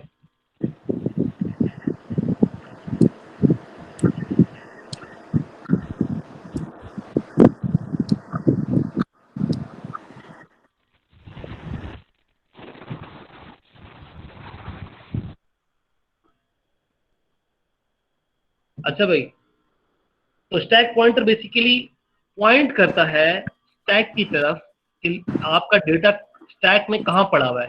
स्टैक में डिफरेंट लेवल्स होते हैं, बॉटम है, टॉप है, मिडल है, सही है, डिफरेंट लेवल्स हो सकते हैं, डिफरेंट तरतीब हो सकती है, ऊपर से नीचे, नीचे से ऊपर, असेंडिंग या डिसेंडिंग। तो पॉइंटर बेसिकली पॉइंट आउट करता है कि फलां जगह आपका डेटा पड़ा है। मिसाल के तौर पे मैं कहता हूँ कि स्टैक में आपका डेटा सबसे नीचे पड़ा, तो मैं हूँ बेसिकली आपका स्टैक पॉइंटर बन गया हूँ। मैं आपको पॉइंट कर रहा हूँ कि आपका डेटा फहद या साजिद, आपका डेटा स्टैक में सबसे नीचे पड़ा हुआ है, मैं आपके लिए स्टैक पॉइंटर हो गया हूँ। वो स्टैक आपका जहाँ पे आपका डेटा स्टोर है वो आपका स्टैक है, लेकिन मैं आपके लिए स्टैक पॉइंटर बन गया हूँ। ठीक है? Yes sir. अच्छा, स्टैक में मैंने आपको बताया कि आपके पास स्टैक पे आप काम कैसे करते हैं। मैं आपको हिंट दे देता हूँ। हिंट ऐसी है कि अगर आपने सबसे ऊपर वाला एलिमेंट निकालना है, सबसे ऊपर वाला एलिमेंट, तो आप करते हैं टॉप। टॉप TOP, क्या करते हैं? टॉप। टॉप का मतलब यह है कि जो सबसे ऊपर पड़ा हुआ है वो निकाल दे। ठीक है? अगर आप स्टैक के अंदर कुछ डालते हैं तो उसको कहते हैं पुश। क्या कहते हैं? पुश कहते हैं, PUSH। पुश का मतलब यह है कि आप कुछ चीज स्टैक में इंसर्ट करेंगे, अंदर डालेंगे। और अगर लेट सपोज आपने सबसे आखिरी वाला डेटा बाहर निकालना है तो आप क्या करेंगे? Pop, POP, pop. ये तीन इंस्ट्रक्शंस बेसिकली आमतौर पर इस्तेमाल किए जाते हैं स्टैक के साथ, पुश, पॉप और टॉप। टॉप का मतलब ये है कि जो टॉप वाला है वो निकाल देगा। पॉप का मतलब ये है कि सब कुछ निकाल देगा क्योंकि आपने सबसे नीचे जाना होगा। और पुश का मतलब है अगर आपने कुछ इंसर्ट करना है। सही है? ये तीन काम आमतौर पे करता है स्टैक आपका। आगे चलते हैं, ये लिखा हुआ है बेसिकली, देख लें आगे। खैर अभी किधर गई वो चीज? हाँ, अभी इंडेक्स पे आ जाए। इंडेक्स बेसिकली होता है नंबर। जिस तरह आपके रोल नंबर है ना, रोल नंबर 1 से स्टार्ट होकर 50 तक, इंडेक्स बेसिकली नंबरिंग होती है कि सोर्स का नंबर क्या है और डेस्टिनेशन का नंबर क्या है। सही है? देखें डिफरेंट जो रजिस्टर्स है, AX है, BX है, CX है, ये किन पर्पसेस के लिए इस्तेमाल होते हैं। अगर आप एक इस्तेमाल करते हैं तो वो आपको क्या काम दे सकता है? वो मल्टीप्लाई दे सकता है, वो डिवाइड दे सकता है और वो इनपुट आउटपुट दे सकता है आपको।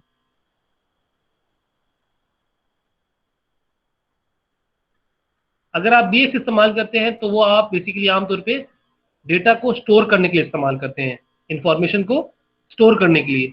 अगर आप CX इस्तेमाल करते हैं तो आमतौर पे वो लूप्स के लिए करते हैं। अब लूप्स क्या होते हैं, किसी को आइडिया है तो माइक ऑन करे अपना, मुझे बताए व्हाट आर लूप्स।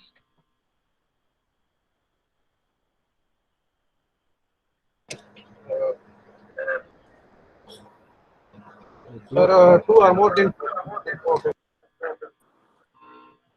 अच्छा देखिए, मैं बताता हूँ, लूप्स आपके पास जो होता है वो मल्टीप्लिकेटिव। साजिद बिल्कुल सही बात की साजिद बशर आपने। थोड़ा सा मैं इसको रिफ्रेश कर देता हूँ, उसके अल्फाज को जरा सही कर देता हूँ। आप जब एक काम मल्टीपल टाइम्स करते हैं, आप जब एक काम मल्टीपल टाइम्स करना चाहते हैं, मिसाल के तौर पे मैं कहता हूँ 2 की टेबल सुनाएं, तो बेसिकली आप एक ही काम बार बार कर रहे हैं क्योंकि आप उसमें 2 जमा करते जा रहे हैं। 2 multiply by 2 is equal to 4, 2 multiply by 3 is equal to 6, 2 multiply by 4 is equal to 8, 2 multiply by 5 is equal to 10। तो आप बेसिकली सेम काम बार बार कर रहे हैं, 2 जमा कर रहे हैं ना। तो इसको आप लूप्स के थ्रू कर सकते हैं कि आप लूप लगा देंगे। यार इसमें मेरे पास भी नहीं पड़ा, दूसरे लैपटॉप में पड़ा, मैं तस्वीर खींच के आपको दिखा दूंगा। लूप का मतलब ये है आप सेम काम बार बार कराना चाहते हैं, रिपीट कराते हैं, रिपीट +2 +2 +2 +2 +2। समझ आ रही है ना? मैं आपको भी करके दिखा दूँ, ये देखें जनाबे वाला, मैं आपको भी करके दिखा दूँ, अगली बात ही नहीं है।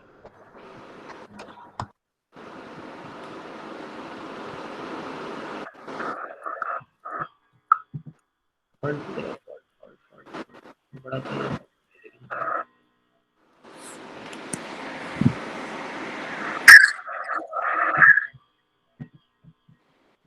देखिए आपको नजर आ रहा है सबको? मैं कहता हूं मैंने 2 की टेबल लिखनी है।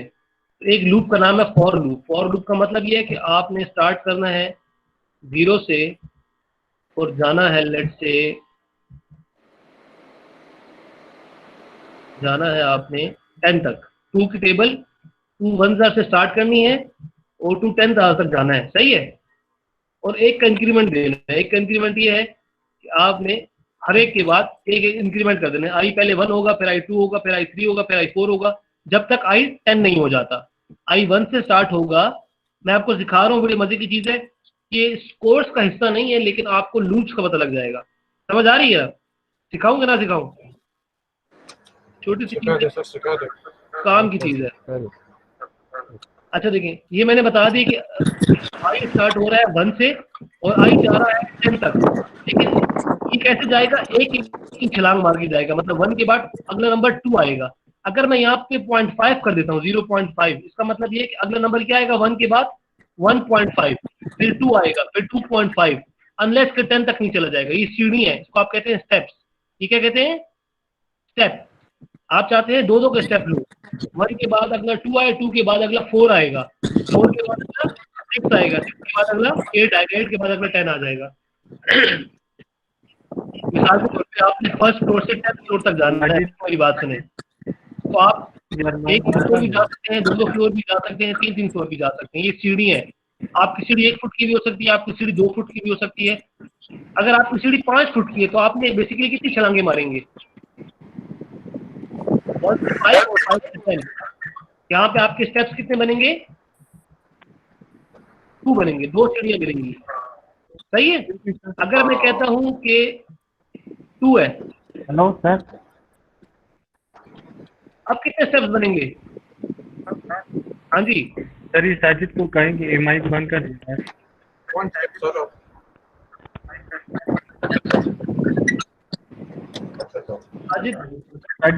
साजिद बशर, आप अपना माइक काइंडली बंद कर दें। आपके माइक में काफी शोर आ रहा है यार, आपने हैंड नहीं लगाया, इस वजह से काफी शोर आ रहा है।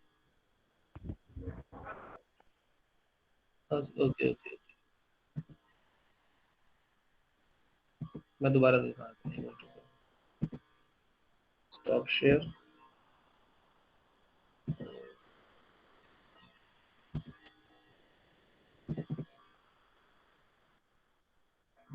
बात अब स्क्रीन नजर आ रही है मेरी आपको? मैं लूप सिखा रहा हूँ, लूप्स। अभी आ रही है सर, पहले सही नहीं था सर। नजर आ रहा है लूप? अभी सही है सर। अच्छा, अभी ये लूप्स कैसे काम करते हैं देखिए, ये देखें, बड़े मजे की चीज है। अगर मैं लिखता हूँ कि आई स्टार्ट हो रहा है 1 से और जा रहा है 10 तक, अब आप चाहें तो इसमें एक एक का स्टेप रख सकते हैं, 2 के स्टेप रख सकते हैं, अपनी मर्जी है। लेकिन मैं चाहता हूं कि मैं एक एक स्टेप रखूं। उसका मतलब ये है कि मैं ये करना चाह रहा हूं, 2 मल्टीप्लाई बाय 1, फिर अगला क्या आएगा? 2, और यहाँ पे लिखता हूँ 2 मल्टीप्लाई बाय 1, फिर अगला आएगा 2 मल्टीप्लाई बाय 2, फिर अगला आएगा 2 मल्टीप्लाई बाय 3, फिर आएगा 2 मल्टीप्लाई बाय 4। ये देखें बेसिकली इसमें कितने का गैप आ रहा है? स्टेप्स का एक एक का फर्क आ रहा है ना। ये 1 आ रहा है, फिर ये 2 आ रहा है, फिर ये 3 आ रहा है, फिर ये 4 आ रहा है। ये इस वजह से आ रहा है कि मैंने यहाँ पे ये बीच में सीढ़ियां 1 लिखी हुई है।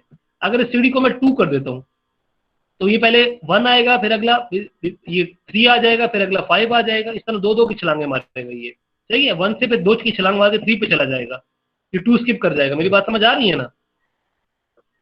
सही है, या इस तरह चलता है ये। अब मैं चाह रहा हूँ कि ये देखें, बेसिकली लूप्स का मतलब ये है कि मैं आपको बताना चाह रहा हूँ अगर मैंने 2 की टेबल कंप्यूटर पे टाइप करनी है तो 2 तरीके हैं, या तो मैं ये काम बार बार कर लूँ, देखें, या तो मैं ये काम कर लूँ जो मैं कर रहा हूँ, सही है।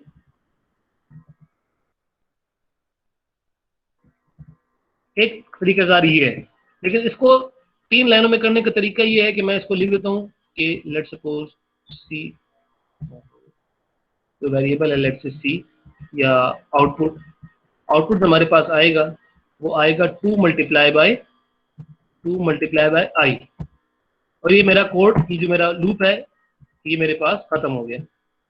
ये देखिए मैंने एक लूप बना लिया। लूप का मतलब ये है जो काम मैं 10 लाइनों में कर रहा था, ये 2 1 jar 2 2 jar 2 3 jar 2 4 jar 2 5 jar 2 6 jar 2 7 jar 2 8 jar 2 9 jar 2 10 jar, वो काम अब मैं सिर्फ 3 लाइनों में कर रहा हूँ। ये देखें 1 2 और ये 3, समझ आ रही है ना। इसमें होगा क्या कि पहले I1 आएगा, वो 2 से मल्टीप्लाई होगा, फिर I2 आएगा, फिर वो 2 से मल्टीप्लाई होगा, फिर I3 आएगा, फिर वो 2 से मल्टीप्लाई होगा। ये काम, यही काम हो रहा है जो यहाँ पे हुआ है, नजर आ रहा है। ये जो काम यहाँ पे हुआ है, ये देखें, ये जो काम यहाँ पे हुआ है, ये काम ये 3 लाइनों से हो रहा है, समझ आ गई। Yes sir. जो ये 3 लाइनें लिखी है ना, फॉर आउटपुट और एंड, ये 3 लाइन बेसिकली 2 का टेबल प्रिंट कर रही है। अब मैं आपको कहता हूँ फहद कि मुझे 2 की टेबल सुनाओ 100 तक, तो फहद, अगर फहद को लूप नहीं आता ना, फहद को लूप नहीं आता, तो फहद को कितनी लाइनें लिखनी पड़ेंगी?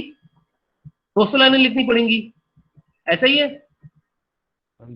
Yes sir. फहद आपको अगर मैं कहता हूँ 2 की टेबल सुनाओ 200 तक या 100 तक, 200 जार क्या होता है, वो सारा कंप्यूटर पे टाइप करो, तो फहद बैठ के कंप्यूटर में ये कर रहा होगा, सही है। सर ने तो बड़ा लंबा काम दे दिया है, हालांकि सर ने कुछ नहीं दिया, सर ने आपको सिर्फ 200 का, तो आप ये 10 को हटा के 200 कर देंगे, ये खत्म हो गई, बस बात खत्म हो गई। देखा कितना आसान तरीका है। मतलब वो जो 200 लाइनें आपने लिखनी थी,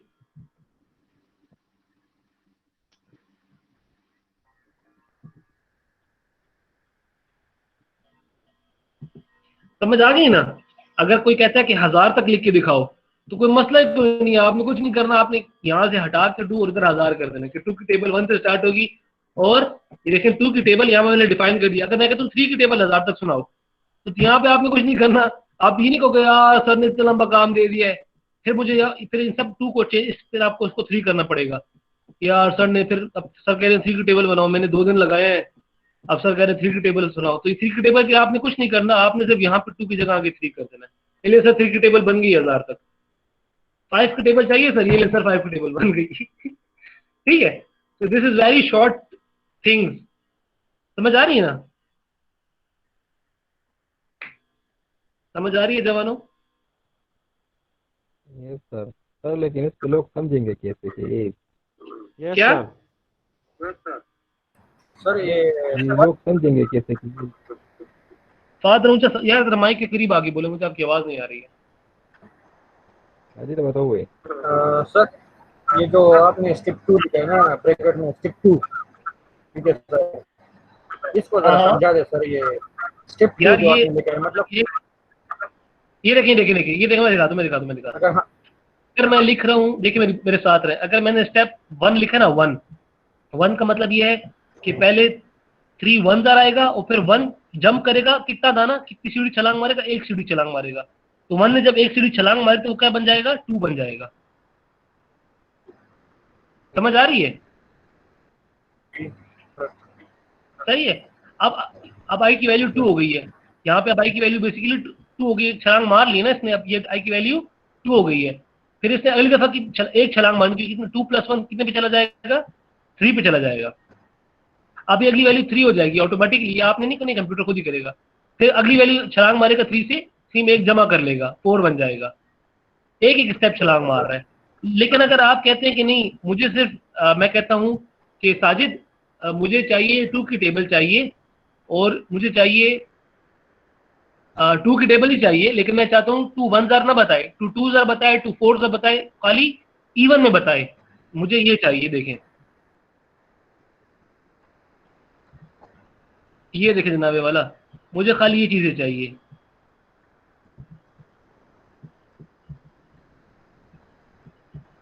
मैं कहता हूं मुझे सिर्फ इवन नंबर की मल्टीप्लिकेशन चाहिए, तो मैं सारे ऑड्स हटाना चाह रहा हूँ। सही है, साजिद मेरे साथ रहे, सब मेरे साथ रहे। मैं कहता हूँ मुझे सिर्फ ये टेबल चाहिए, 2 2s are 2 4s are 2 6s are। अब यहाँ पे बेसिकली आपको कितने की छलांग मारनी है, स्टेप कितने का चाहिए होगा? 2 का चाहिए होगा। तो आप और स्टार्ट बेसिकली कहाँ से कर रहे हैं? 2 से स्टार्ट कर रहे हैं। तो पहले आप आई को स्टार्ट कर दें 2 से, और उसको बता दें कि अगली छलांग आपने 2 की मारनी है, और इस तरह जाना है 1000 तक। 2 मल्टीप्लाई बाय 18 आएगा, फिर 2 मल्टीप्लाई बाय 20 आएगा। आप देखेंगे ये बेसिकली इवन नंबर्स की मल्टीप्लिकेशन कर रहा है। ऑड नंबर्स में ये चीज नहीं आएगी। 20 के बाद 2 की जंप आएगी, 22 पे जाएगा ये, और अनलेस के अंतर ये पहुंच जाएगा 2 मल्टीप्लाई बाय 1000 तक। 1000 पे जाके ये चीज रुक जाएगी, क्योंकि आपने यहाँ पे 1000 लिखा था ऊपर, यहाँ पे ये देखें। अब आपने स्टेप दे दिया कितने का? 2 का। आप कहते हैं कि नहीं सर, मुझे ना एक्चुअली ना मैं बड़ा अजीब बंदो, मुझे आप 5 का स्टेप दे दें, 5 का। ठीक है, मैं कहूँगा तो पहला आएगा 2, और फिर 2 5 टाइम्स छलांग मार लेगा। सही है, तो अगला स्टेप क्या आएगा? चलिए आप करके देखें ना, ये आप करके देखें। मैं आपको चलिए सोच लें इस बात के ऊपर, खैर टाइम ले लें। एक क्लास में मुझे पता है ये तरीका नहीं आएगा। ये छोटा सा स्टेप है बेसिकली, जो 3 लाइनों का काम है। ये आपको 1000 लाइनें, 5000 लाइनें, अगर मैं कहता हूँ मुझे 5000 तक 100 की टेबल सुनाए, तो आपने यहाँ पे 5000 लिख देना और यहाँ पे 100 कर देना, बात खत्म। 100, और आप कहेंगे सर 1 की मैं आपको 100 की टेबल सुना रहा हूँ बेसिकली 5000 तक। ये बन गया 100 की टेबल 5000 तक कोडी जो लिखा था 3 लाइनें। इसमें स्टेप एक ही है। सही, इसमें स्टेप जो देखें आपके पास 1 है, स्टेप की वैल्यू 1 है। ठीक है, और ये आपके 100 का टेबल बन गया बेसिकली। 100 को ये कब तक मल्टीप्लाई करेगा? 5000 तक मल्टीप्लाई करेगा। तो आपकी वैल्यू स्टार्ट होगी 100 मल्टीप्लाई बाय 1 से स्टार्ट होगी, और आपकी वैल्यू जाएगी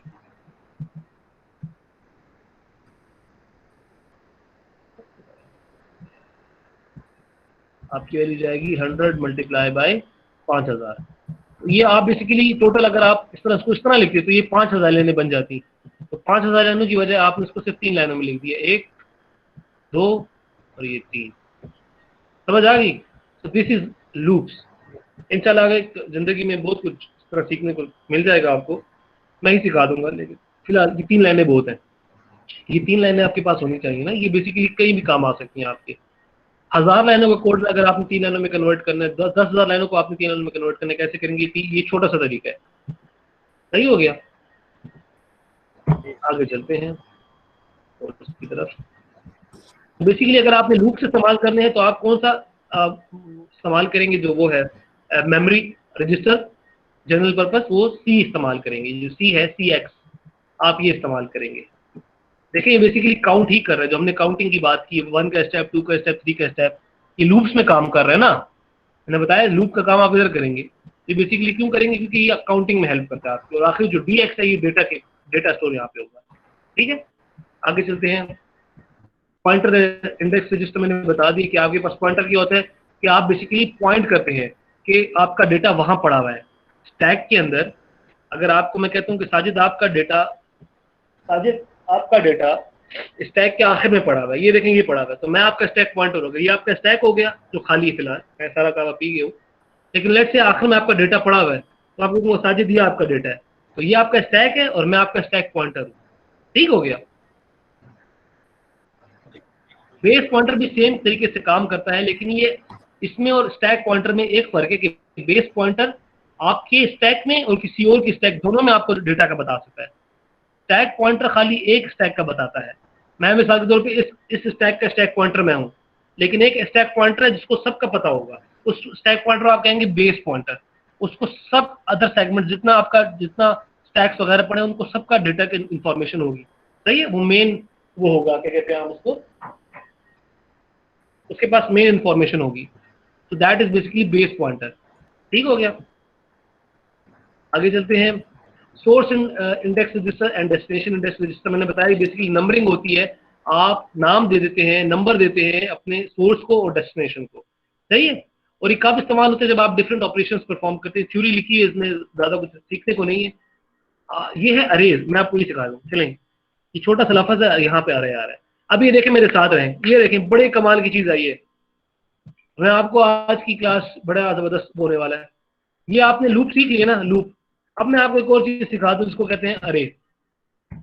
बड़े मजे की चीज है, दुआएं देंगे। वही अब मैं मिक्स कर रहा हूं, देखें मैंने लूप सिखा दिए, लूप समझ आ गई सबको?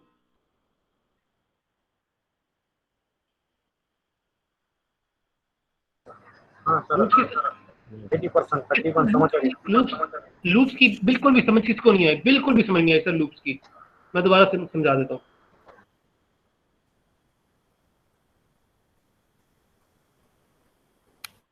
जिसको लूप की एक रुपए की भी समझ नहीं आई वो मुझे बता दे, मैं दोबारा समझा देता हूँ। कोशिश करूंगा और ज्यादा आसानी से समझा दूं। जी सर सर। मेरा चलिए इंटरनेट डिस्कनेक्ट हो रहा था सर, दोबारा समझाइए सर। अच्छा चले मैं दोबारा समझाता हूँ। नवीद की स्पेशल फरमाइश पे एक बारी फिर। नवीद देखो, मैं कहता हूँ नवीद मुझे ना 2 की टेबल सुनाओ 100 तक। तो नवीद शुरू हो जाएगा 2 1 2 2 2 4 2 3 6 2 4 8 2 5 10 और नवीद जाएगा 100 तक। सही है, 2 मल्टीप्लाई बाय यस सर। 100 तक। तो मैं कहूँगा नवीद तेरे दिल का बड़ा जोर है। सही है नवीद, तुमने ये काम क्यों नहीं किया? नवीद कहता सर क्या काम है? कहूँगा नवीद यार तुम ये कर लेते। देखो for i is equal to, i start करो 1 से, एक का गैप दे दो और 100 तक चले जाओ। ठीक हो गया। इसके बाद आप क्या करो, आउटपुट लिख लो, output is equal to 2 multiply by i और इसको कर दो एंड। अब जो काम नवीद ने 100 लाइनों में किया है वो काम नवीद 3 लाइनों में भी कर सकता था। ये 3 लाइनें। ठीक हो गया। अब मैं कहता हूँ इसमें हो क्या रहा है, इसमें पहले आई की वैल्यू आएगी 1, तो जब 2 मल्टीप्लाई होगा 1 के साथ तो आपकी पहली लाइन बन जाएगी 2 1 2 बन गई।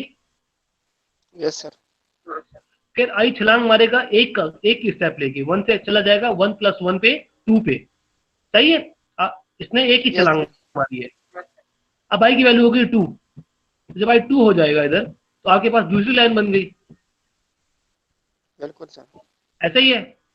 फिर यहाँ पे अब आई 2 हो चुका है बेसिकली, आई फिर छलांग मारेगा एक स्टेप, तो आई बन जाएगा 3, ये आपकी ऑटोमेटिकली तीसरी लाइन बन गई। फिर एक और छलांग एक, ये देखिए लिखा है ना एक स्टेप है, एक स्टेप लेना है आपने। अब ये बन जाएगा 4, फिर ये 4th वाली लाइन बन गई। फिर एक छलांग मारेगा 5, ये फिर 5वीं लाइन बन गई। और आखिरी जो इस तरह करता जाएगा और आखिरी छलांग मारेगा 100 पे जाके, आपकी लाइन बन जाएगी। और आपने लिखा है कि बस ये 100 तक ही जाए, इसके आगे ना जाए। यहाँ पे ये सारी लाइनें सब प्रिंट होके आ जाएंगी। समझ आ गई ना? Yes sir. इसे कहते हैं लूप। अब अरे क्या होता है? ये तो नंबर आपके डिस्प्ले हो गए ना, यहाँ पे जो आपका, आप अगर सिंपल करेंगे तो आपके पास ये आंसर आएगा। अगर आप कागज पे करेंगे, उस पे कोडिंग से ही करेंगे, लेकिन इस तरीके से करेंगे तो आपके पास इस तरह के आंसर आ रहे होंगे। ऐसे ही है? यस ऐसा ही है ना? Yes sir. इससे भी सेम आंसर आ रहे होंगे आपके पास इसी तरह। पहले 2 आएगा, फिर 4 आएगा, फिर 6 आएगा, फिर 8 आएगा, फिर आखिर में 200 आ जाएगा। ऐसा ही है। लेकिन मैं चाहता हूं कि नवीद यार एक काम करो ना, मुझे ये सारा डेटा आप तो डिस्प्ले करा रहे हो ना नवीद या साजिद, मुझे ये डेटा स्टोर करके दे दो, यूएसबी में डाल के दे दो। ये तो स्क्रीन पे लिखा हुआ आ रहा है ना, ये देखें 2 4 6, ये तो लैपटॉप बंद हो जाएगा तो चला जाएगा डेटा। मुझे काम करो, ये सारा डेटा स्टोर करके दे दो। क्या करके दे दो? स्टोर करके देना। स्टोर करके दे दो। तो नवीद मुझे कहेगा कि सर स्टोर के लिए मुझे चाहिए मेमोरी। क्या चाहिए मुझे? मेमोरी। नवीद कहेगा सर जी मात्र मेमोरी पकड़ दी, यूएसबी रख चवा चो। ऐसा ही है नवीद, यही कहोगे ना सर यूएसबी तो डाल देता हूँ। Yes sir. Yes sir.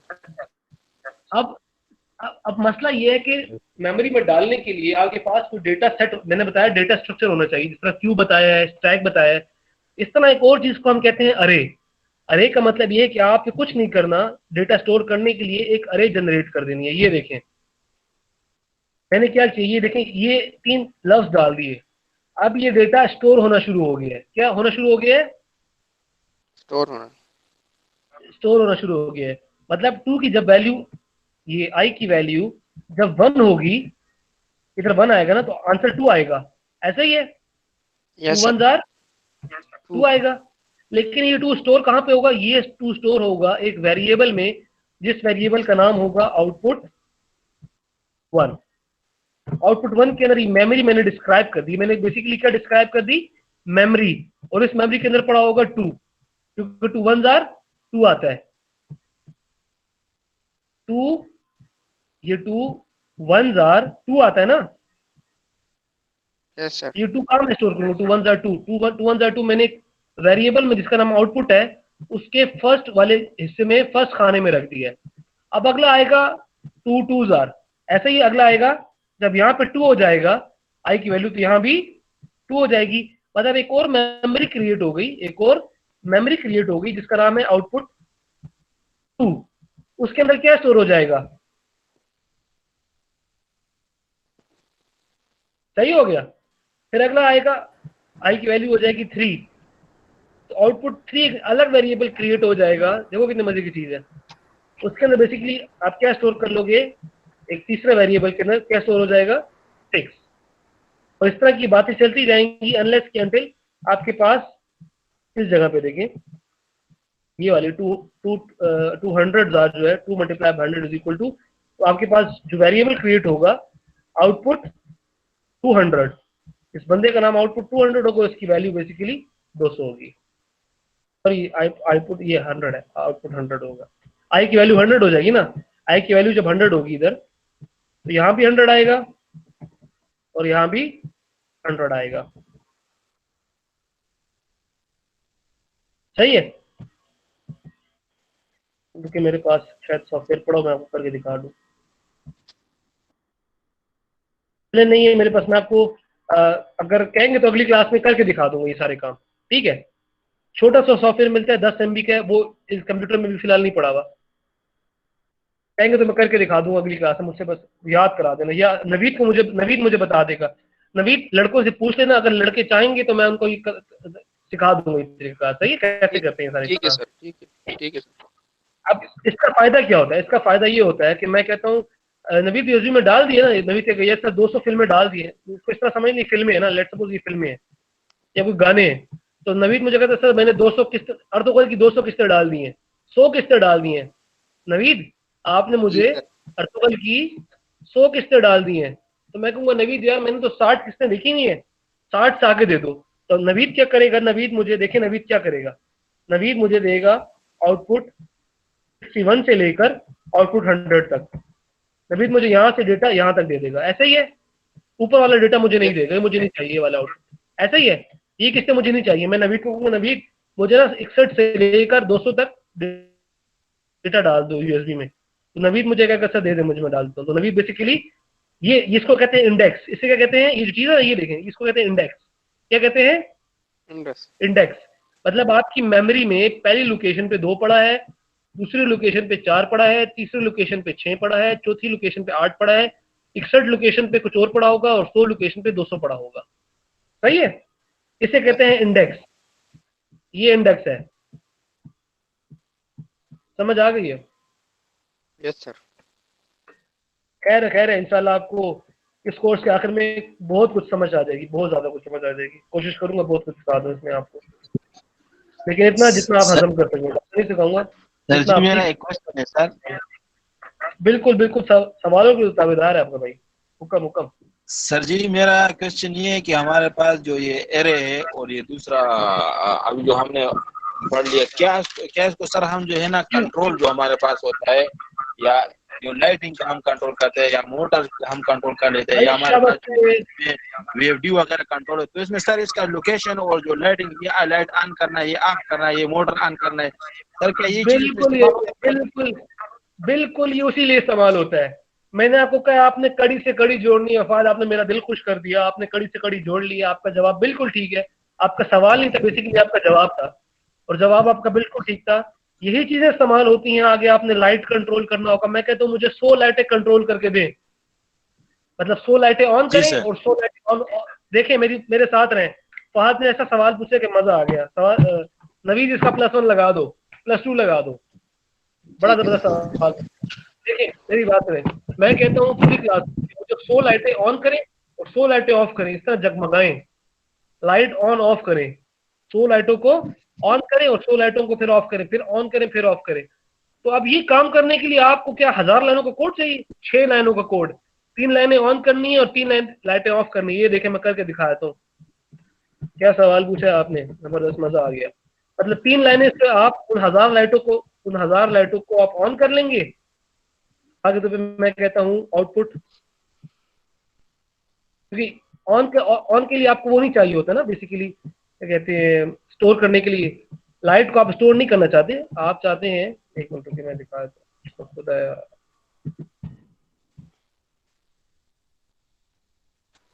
ये देखें,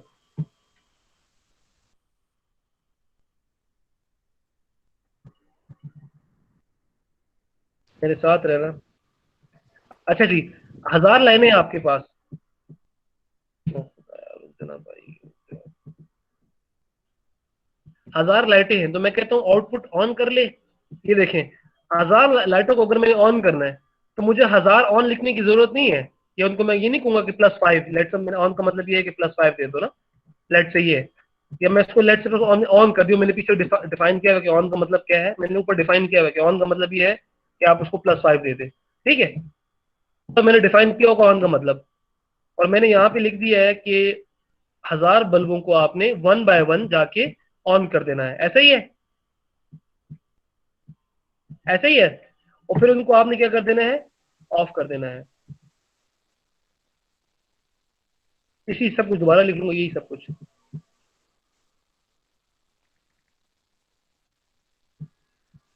और यहाँ पे सिर्फ आपने उसको ऑफ कर देना। तो ये वो जो जगमगाता है आपकी लाइटिंग, ये लाइटिंग सिस्टम बन गया आपका। 1000 लाइटें ऑन होंगी, फिर वो ऑफ होंगी, फिर वो ऑन होंगी, फिर वो ऑफ होंगी, फिर वो ऑन होंगी, फिर वो ऑफ होंगी। इसमें और भी तरीके आप जोड़ सकते हैं। वो बनता हुआ आता है, वो जो नक्शे बनते हुए आते हैं, या पानी के फुवारे बनते हुए आते हैं, वो जो लहरें बनती हुई आती हैं, या लाइटों के अंदर वो जो लड़ियां इस तरह जगमगा रही होती हैं लाइन से, वो सारे काम आप इसमें कर सकते हैं। वो सारे के सारे काम आप इसमें कर सकते हैं। समझ आ रही है ना? Yes sir. मिसाल के तौर पे आप कहते हैं कि सर वो जो वेव बनती है ना, लाइटों की जो वेव बनती है, वो जो एक ऑन होती है, फिर एक पिछली ऑफ होती है, फिर अगली ऑन होती है, पिछली ऑफ होती है, तो लगता है कि लाइट ऐसे ट्रेवल कर रही है। ऐसा ही है यस सर। कि अगली ऑन हो, पिछली ऑफ हो, अगली ऑन हो, पिछली ऑफ हो, तो उससे आपको ऐसा लगेगा कि लाइट इस तरह मूव कर रही है, लाइट आगे जा रही है। हालांकि लाइट आगे जा नहीं रही होगी, लाइट, अगली लाइट ऑन हो रही होगी, पिछली लाइट ऑफ हो रही होगी, लेकिन वो आपको ऐसा लग रहा होगा कि लाइट आगे जा रही है। ऐसा ही है। उसके लिए आप क्या कर सकते हैं, उसके लिए आप यही कोड लिखेंगे और इसके बाद आप थोड़ा सा कोई डिले डाल देंगे, कोई मतलब थोड़ा सा टाइम गैप रख देंगे, डिले, लेट्स सपोज आप कहते हैं 10 सेकंड या 1 सेकंड का। तो अगली लाइट ऑन होगी, फिर 1 सेकंड बाद पिछली लाइट ऑफ होगी, फिर 1 सेकंड बाद अगली लाइट ऑन होगी। तो जब आप इसको मिला के देखेंगे ना, तो आपको ऐसा लगेगा कि लाइट इससे आगे जा रही है। बड़े मजे की चीज बन जाएगी, बहुत खूबसूरत चीज बन जाएगी। मैं आपको दिखाऊंगा इंशाल्लाह। नवीद, मुझे ग्रुप में याद करो, मैं आपसे एक वीडियो शेयर करूंगा। उसको कहते हैं डांसिंग फाउंटेन। क्या कहते हैं? डांसिंग अगर फाउंटेन। आपको देखने का शौक है, बिल्कुल आप YouTube पे जाके लिखे डांसिंग फाउंटेन, ठीक है, ये जाके आप YouTube पे लिखे, आपको जो चीज नजर आएगी वो यही है। वो यही पीछे उसका जो सारा सिस्टम है, उसके पीछे थोड़ा बहुत इसमें चेंज होगा, लेकिन उसका जो वालिद साहब है वो यही है। यही कोड 3 लाइनों का, 6 लाइनों का, 10 लाइनों का ये कोड होता है। ये 10 लाइन आप भी बना सकते हो, ये सारे काम आप खुद भी कर सकते हैं। ठीक हो गया? अच्छा, आगे चलते हैं क्योंकि हमने काफी डिस्कशन कर ली है। फहद, आपको समझ आ गई है? जो आपने सवाल पूछा था, बेसिकली आपने सवाल नहीं था, बड़ा जबरदस्त पॉइंट उठाया था। ठीक हो गया? आगे चलते हैं। EU flag. ईयू के अंदर जो फ्लैग लगे होते हैं डिफरेंट, मैंने बताया आपको फ्लैग्स लगे होते हैं। कैरी का फ्लैग है, पैरिटी फ्लैग है, ऑक्सिलरी फ्लैग है, जीरो फ्लैग है, साइन फ्लैग है, ट्रैप फ्लैग है, इंटरप्ट फ्लैग है। लेट्स से आप काम कर रहे हैं और आप चाहते हैं काम रुक जाए, तो आप इंटरप्ट फ्लैग ऑन कर देंगे। इंटरप्ट फ्लैग जैसे ही ऑन करेंगे, तो वो ऊपर हमने इंटरप्ट में बात की थी कि आप इंटरप्ट को यूजिंग फ्लैग भी ऑन कर सकते हैं, तो वो काम रुक जाएगा। जैसे ही प्रोसेसर देखेगा कि यार इंटरप्ट फ्लैग ऑन है, वो अपना काम रोक देगा। ठीक हो गया? तो different flags and different purposes के इस्तेमाल होते हैं। फ्लैग का मतलब ये है निशानी। जिस तरह ओलंपिक्स होती है, वर्ल्ड कप होता है, तो आप देखें उसमें हर मुल्क अपना झंडा लेके आता है, अपना फ्लैग लेके आता है। हर फ्लैग के पीछे कोई मतलब होता है। जिस तरह पाकिस्तान के झंडे का कुछ मतलब है, झंडा ऐसे नहीं बनता, झंडे के पीछे कोई मतलब होता है कि ग्रीन रंग जो है वो कौम की अलामत है और व्हाइट रंग जो है वो अमन की अलामत है। कॉन्सेप्ट का पता है ना? झंडे के पीछे, हर फ्लैग के पीछे एक निशानी होती है, किसी चीज का मकसद होता है। तो वो मकसद बताता है कि इस फ्लैग का मतलब है। अगर इंटरप्ट का फ्लैग ऊपर है, इसका मतलब ये है कि माइक्रो प्रोसेसर को पता लग जाता है कि कोई बंदा चाह रहा है कि काम रुक जाए, तो वो काम रोक देता है। ठीक हो गया। तो डिफरेंट फ्लैग्स आप पढ़ लें, इनकी लिखा हुआ है कि इनको किस पर्पस के लिए इस्तेमाल करते हैं। थ्योरी ज्यादा है, जो थ्योरी ज्यादा है आप पढ़ लेंगे उधर। ठीक हो गया। अच्छा, BIU की हम ऑलरेडी बात कर चुके हैं। BIU बेसिकली है आपका बेस इंटरफेस यूनिट, आपका सारा जो मैनेजमेंट का काम करता है कि किसने ऑपरेशन क्या ऑपरेशन करवाना है, किधर से डेटा आएगा, वो क्यू जो आएगा, देखें इंस्ट्रक्शन सेट वो क्यू की हमने ऊपर बात की थी। लाइन से डेटा आएगा, पाइपलाइन, जो पहले आएगा वो पहले जाएगा, जिस तरह पानी का पाइप होता है, जो पहले पानी के पाइप में आएगा वो पहले बाहर जाएगा। तो जो इंस्ट्रक्शन आप पहले देते जाएंगे पहले वो एग्जीक्यूट करता जाएगा BIU, sorry EU। Execute EU ही करेगा, लेकिन करवाएगा कौन? BIU। और BIU के अंदर ये चीज लगी होती है क्यू, जो इंस्ट्रक्शन सेट का काम कर रही होती है। अच्छा, डिफरेंट सेगमेंट रजिस्टर्स होते हैं BIU की साइड पे, जो कि मेमोरी होती है। इसको आप 4 हिस्सों में डिवाइड कर सकते हैं। कोड सेगमेंट है, डेटा सेगमेंट है, एक्स्ट्रा सेगमेंट है और स्टैक सेगमेंट है। अच्छा, इसके आगे लिखा हुआ है बेसिकली, देख लें आप कि कोड सेगमेंट के अंदर आप बेसिकली अपना जो इंस्ट्रक्शंस है, जिसका मैंने ये कोड लिखा है, ये कोड है, ये वाला कोड डांसिंग फाउंटेन का मैंने ये कोड लिखा है ना, मिसाल के तौर पे मैंने ये कोड लिखा है डांसिंग फाउंटेन का। तो ये कोड बेसिकली कहाँ स्टोर मैं कराऊंगा?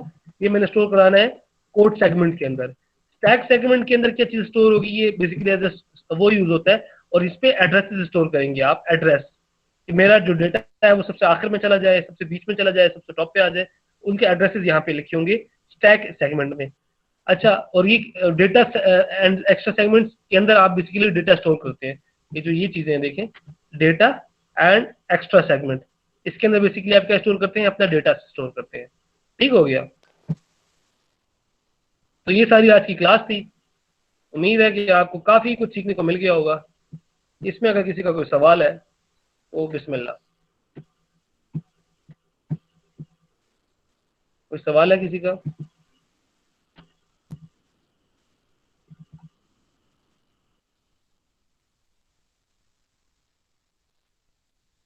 कोई सवाल है किसी का? No sir. जी सवाल है तो पूछे।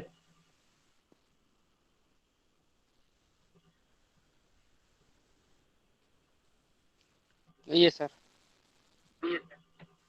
तो मैं देख लूंगा, हो सके मैं दिखा दूँ आपको, तो मैं अटेंडेंस ले लेता हूँ।